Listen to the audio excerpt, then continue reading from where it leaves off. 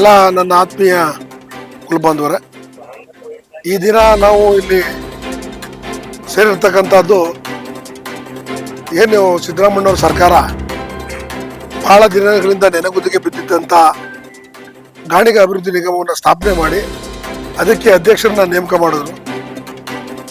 ಆ ನೇಮಕವನ್ನ ಅತ್ಯಂತ ಸರಳ ವ್ಯಕ್ತಿಯಾದಂಥ ಮೈಸೂರಿನ ಮಾಜಿ ಮೇಯರ್ ಅನಂತ್ ಅವ್ರನ್ನ ನೇಮಕ ಮಾಡಿದ್ದಾರೆ.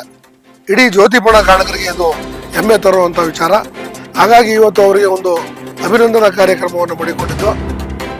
ನನ್ನ ಎಲ್ಲ ಕುಲಬಾಂಧವರು ಬರೀ ಫೋನ್ ಮುಖಾಂತರ ತಿಳಿಸಿರೋದಕ್ಕೋಸ್ಕರ ಎಲ್ಲರೂ ಬಹಳ ಖುಷಿಯಿಂದ ಬಂದು ಈ ಒಂದು ಕಾರ್ಯಕ್ರಮವನ್ನ ಚಿಕ್ಕದಾಗಿ ಚೊಕ್ಕದಾಗಿ ಯಶಸ್ವಿ ಮಾಡಿಕೊಂಡಿದ್ದಾರೆ. ಅದಕ್ಕೋಸ್ಕರ ಎಲ್ಲ ನನ್ನ ಪ್ರೀತಿಯ ಕುಲಬಾಂಧವರಿಗೆ ಮತ್ತೊಮ್ಮೆ ಧನ್ಯವಾದಗಳನ್ನ ಅರ್ಪಿಸ್ತಾ, ಅಲ್ಲದೆ ಸರ್ಕಾರಕ್ಕೆ CM, DCM ಮತ್ತೆ ಯತೀಂದ್ರ ಸಾಹೇಬರು, ಉಸ್ತುವಾರಿ ಸಚಿವರು ಎಲ್ರಿಗೂ, ಸರ್ಕಾರದ ಸಂಪುಟಕ್ಕೆ ಎಲ್ರಿಗೂ ಸಹ ನಾವು ಸಮಸ್ತ ಗಾಣಿಗ ಕುಲಬಾಂಧವರ ಪರವಾಗಿ ಅಭಿನಂದನೆಗಳನ್ನ ಸಲ್ಲಿಸ್ತಿದ್ದೇವೆ. ಹಾಗೆ ಈ ಒಂದು ಸಂದರ್ಭದಲ್ಲಿ ನಾನು ಸರ್ಕಾರಕ್ಕೆ ಮನವಿಯನ್ನ ಮಾಡ್ತಾ ಇರ್ತಕ್ಕಂಥದ್ದು, ಆಗ್ರಹ ಮಾಡ್ತಕ್ಕಂಥದ್ದು, ನಮಗೆ ಈ ಒಂದು ಹಿಂದೆ ನಾವು ಇಡೀ ದೇಶಕ್ಕೆ ಜಗತ್ತಿಗೆ ಬೆಳಕನ್ನು ಕೊಟ್ಟಂತವ್ರು ನಾವು ಕತ್ಲಲ್ಲಿದ್ದೀವಿ. ನಮಗೆ ಕಡೆ ಪಕ್ಷ 500 ಕೋಟಿಯನ್ನ ಕೊಡಬೇಕು ಅಂತಕ್ಕಂಥದ್ದನ್ನ ಇದೊಂದು ನಮ್ಮ ಮನವಿ, ಒಂದೇ ಒಂದು ಮನವಿ, ಒಂದಂಶದ ಕಾರ್ಯಕ್ರಮ ಇದು.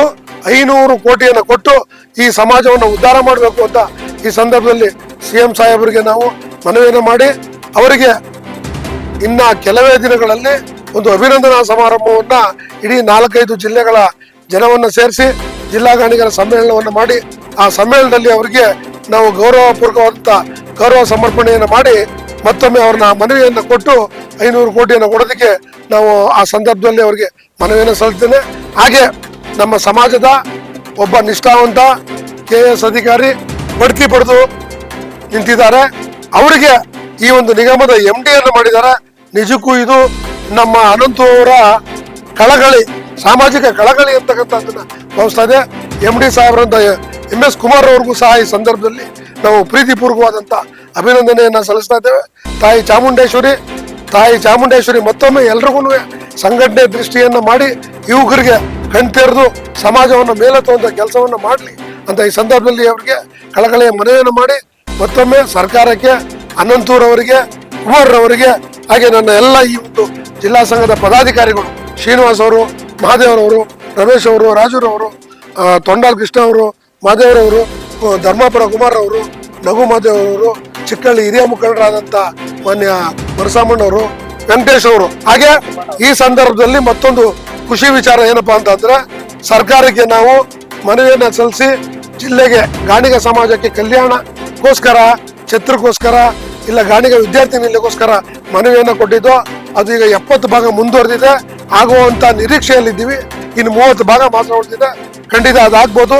ಇವೆರಡನ್ನು ಸೇರಿಸಿ ನಾವು CM ಸಾಹೇಬರಿಗೆ ಚಿಕ್ಕಳ್ಳಿ ಹತ್ರ ನಮಗೆ 30 ಕುಂಟೆ ಜಮೀನು ಸಿಗುವಂತ ಒಂದು ಸಾಧ್ಯತೆ ಹೆಚ್ಚಾಗಿದೆ. ಖಂಡಿತ ಹಾಗೆ ಆಗುತ್ತೆ. ತಾಯಿ ಚಾಮುಂಡೇಶ್ವರಿಗೆ ಅಂತೂ ನಾವು 101 ಈಡ್ಗಾಯನ್ನು ಹೊಡೆದು ನಮ್ಮ ಸಮಾಜಕ್ಕೆ ಒಂದು ಒಳ್ಳೆಯದನ್ನು ಮಾಡುವ ತಾಯಿ ಅಂತ ಬೇಡ್ಕೊಂಡು, ಹಾಗೆ ಎಲ್ಲ ಇವತ್ತಿನ ಯುವಕರಿಗೆ ಮುಂದೆ ಸಮಾಜದ ಬಗ್ಗೆ ಬೆಳಗನ್ನು ಚೆಲ್ಲಿ ಅಂತ ಈ ಸಂದರ್ಭದಲ್ಲಿ ನಾನು ಎಲ್ಲ ಯುವಕರಿಗೂ ಮತ್ತೆ ನನ್ನ ಹಿರಿಯ ನಾಯಕರುಗಳಿಗೂ ಮತ್ತೊಮ್ಮೆ ಮನವಿಯನ್ನು ಹೇಳ್ತಾ, ಎಲ್ರಿಗೂ ತಾಯಿ ಚಾಮುಂಡೇಶ್ವರಿ ಆಯುರಾರೋಗ್ಯ ಐಶ್ವರ್ಯವನ್ನು ಕೊಟ್ಟು ಕಾಪಾಡಲಿ.